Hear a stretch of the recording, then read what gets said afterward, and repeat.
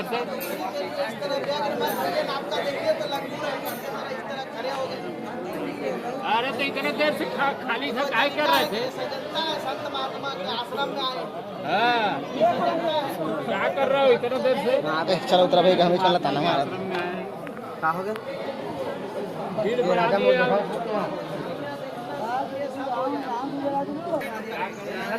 उधर से खोलो सब। साल से बाबा जी यही बैठे हैं ना, मालूम होगा ना उसका दर्शन आप करने आए। उसी के दर्शन करने 2 घंटे बर्दाश्त